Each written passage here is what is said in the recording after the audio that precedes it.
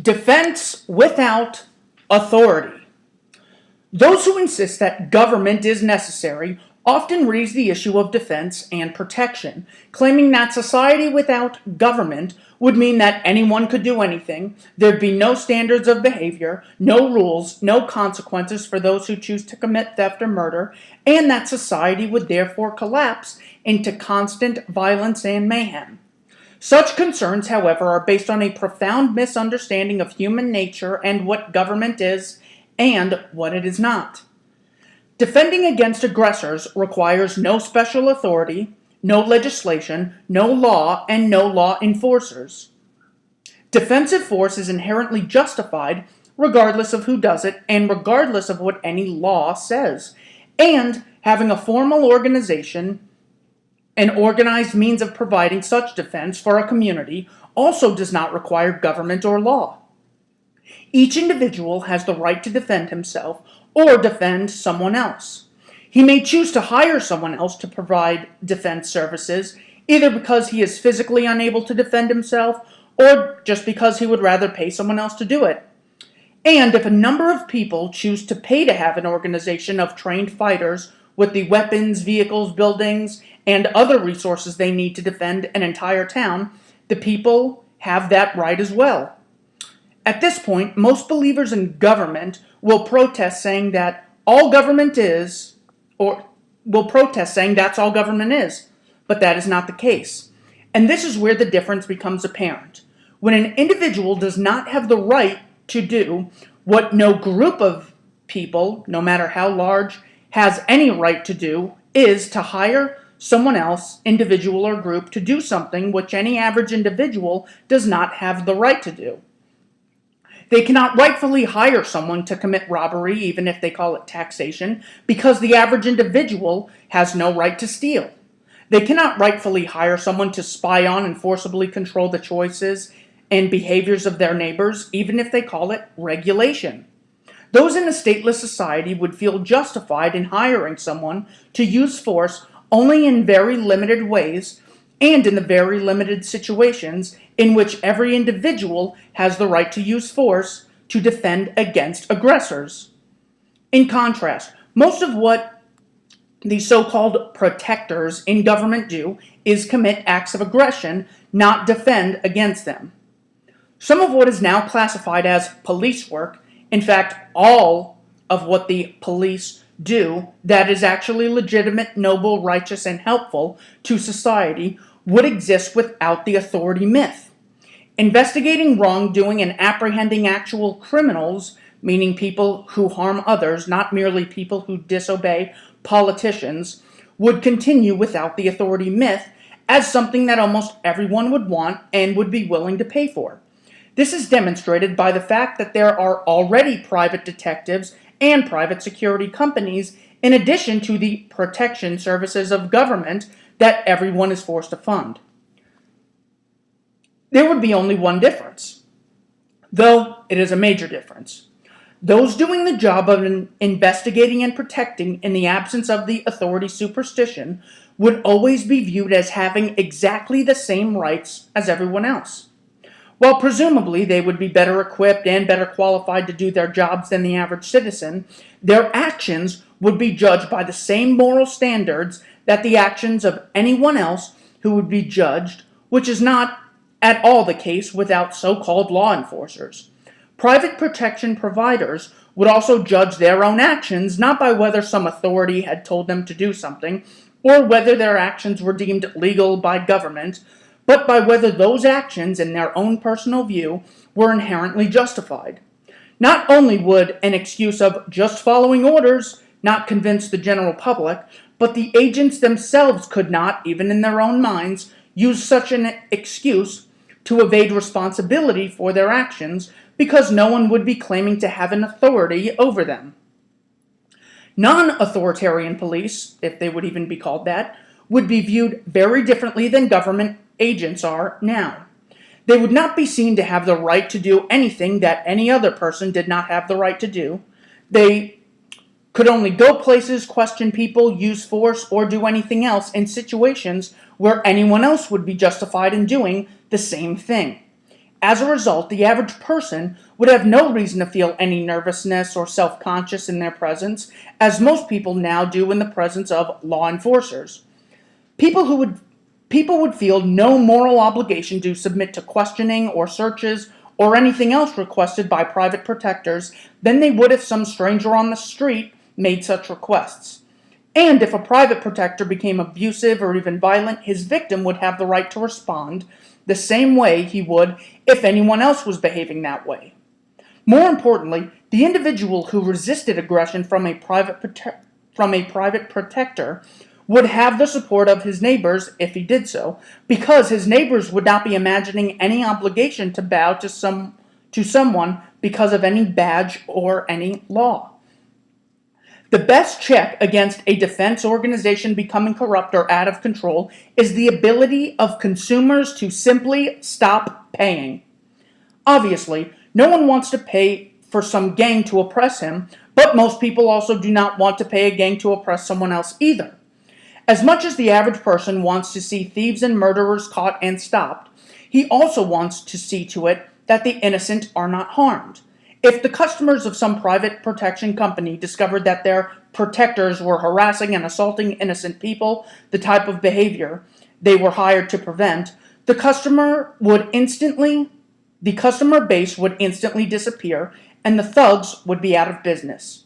And if, in the absence of any claimed authority, the thugs decided to try to force their customers to keep paying, the backlash from people would be swift and severe, as no one would feel any legal obligation to allow themselves to be oppressed.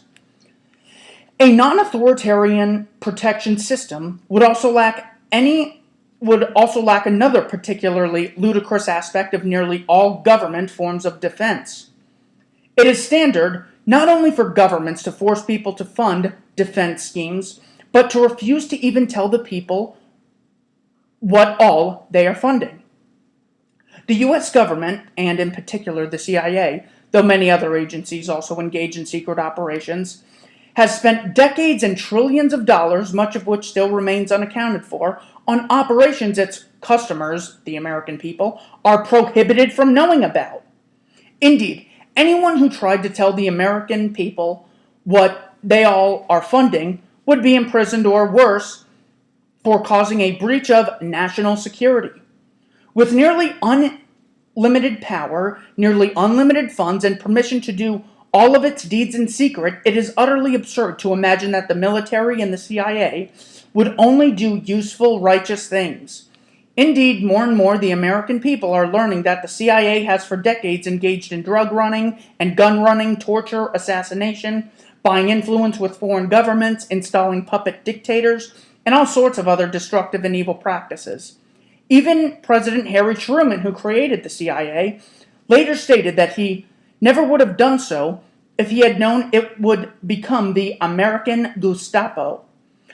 Any private company that offered protection or defense services would get no customers at all if the sales pitch was, "If you give us huge sums of money, we will protect you. We just won't tell you what you're paying for, and we won't tell you what we do or how we do it." The only reason government gets funding based on such a ridiculous premise is because it gets its money through violent coercion, not voluntary trade. The people are not given a choice of whether to fund it or not. There's another preposterous aspect of protection via government which would never occur with private defense and protection providers.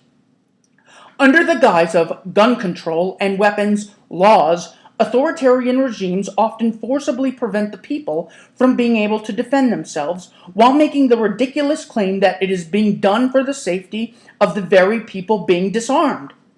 Those in power know full well that a disarmed public is a helpless public, and that is precisely what tyrants want. The idea that a person who does not mind violating laws against theft or murder is going to mind violating weapons laws is absurd. Crime statistics and common sense both demonstrate that passing a law against private weapon ownership will affect only the law-abiding, with the result being that the basically good people will end up less able to defend themselves against aggressors. And that is exactly what the politicians want, because they have the biggest, most powerful gang of aggressors around. Needless to say, if someone is looking for protection against aggressors, he will not voluntarily pay a company to forcibly take away his own means of self-defense. Furthermore, violent clashes between the police and civilians would obviously be reduced or non-existent if the people could simply stop funding any protectors that became aggressors. For example, most of the racial tensions and violence in U.S. history were the result of white law enforcers oppressing and abusing black civilians. Rather than law acting as a civilizing influence, it was used as the excuse for violent aggression. Given a choice, the inhabitants of a black neighborhood obviously would not have voluntarily paid to have racist, sadistic, white thugs intimidating and assaulting them on a regular basis.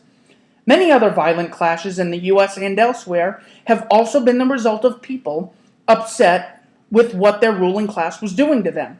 This would include the massacre of thousands of protesters in Tiananmen Square by the Chinese army in 1899, the killing of several anti-war protesters by the National Guard at Kent State in Ohio in 1970, and so on. More and more often in the United States, public demonstrations and protesters over government policies end in authoritarian attacks against protesters with tear gas, batons, tasers, rubber bullets, and so on. Obviously, no group of people would willingly pay for a gang that forcibly stops those same people from speaking their minds. More importantly, the motivation behind such protests is almost always displeasure with what government officials are doing against the will of the people, at least some of the people. If each person was allowed to spend his own money instead of being forced to fund a centralized authoritarian agenda, there would be no reason for most of this type of protest and the resulting clashes to occur at all. A non-authoritarian protector would do only things that he and his customers viewed as justifiable, which would probably be spelled out in contract form, where the protector agrees to provide specific services for a specific fee. Compare this to the standard government version of protection. We will forcibly take as much of your money as we want, and we will decide what, if anything, we will do for you. Most people want aggressors stopped and the innocent protected. In a free market, the way for a company to succeed is by giving the customers what they want. Unlike government, if a private defense agency had to rely on willing customers, it would have a huge incentive not to be careless, wasteful, abusive, or corrupt. If people could take their business elsewhere, there would always be a competition to see who could provide actual justice most effectively. For a private protection company to succeed, it would have to demonstrate to its customers that 1. It is very good at figuring out who is guilty and who is not. 2. It is very good at making sure that the innocent are not harassed, assaulted, or slandered. 3. It is very good at making sure that the truly dangerous people are caught and prevented from doing further harm. 4. It is very good at making sure that the victims of the crimes receive whatever restitution is possible. And 5. It is very good at making it so that those who have done something wrong but do not need to be completely removed from society are put into an environment where their attitude and behavior can actually improve. In contrast, government prosecutors specialize in always demonizing the accused and always have an incentive to get convictions, or the coerced confessions known as plea bargains, regardless of the guilt or innocence of the accused. Government courts constantly release people who still pose an obvious danger to others, while keeping millions of people locked up who have harmed no one. The government prison system, because of how prisoners are degraded, abused, and assaulted by guards as well as other inmates, makes frustrated, angry people into people who are even more frustrated and angry, making innocent people into criminals and making criminals into worse criminals. And the American people are coerced into funding that destructive system, whether they want to or not. Another important point is that in the case of a private protection company, if one protector becomes abusive, the reputation and career of every other protector depends upon existing and routing out the thug. In contrast, it is now universally understood that the government police forces, first and foremost, protect their own.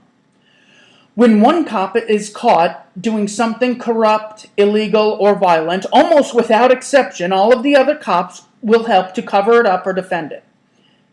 This function based on gang mentality because people who are forced to pay their salaries are not the people they actually have to answer to. Like most government employees, they answer to the politicians and view the general public as cattle, not customers. In contrast, the general public would view private defenders as their friends and allies, and their employees, and more importantly, as their equals. They would not view them as an authority they must grovel before, nor as a constant potential threat to be feared. Everyone, including the hired protector, would recognize that the protector has no more rights than anyone else. Everyone would know that if a hired protector ever committed theft or assault or murder, he would be viewed and treated exactly as any other thug would be viewed and treated. A genuine protector who defends liberty and property not only does not require a belief in authority, he requires an absence of that belief. One who imagines himself to have the right to forcibly control everyone else, even if only in a limited way, is going to treat people accordingly.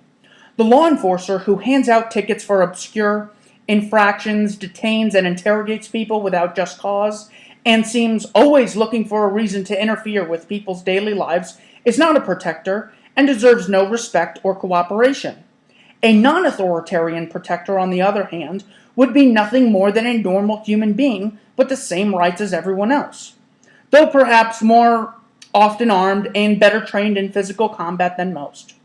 He would be viewed as a neighbor to call if there is trouble, rather than an agent of a gang of thugs which first and foremost serves the ruling class.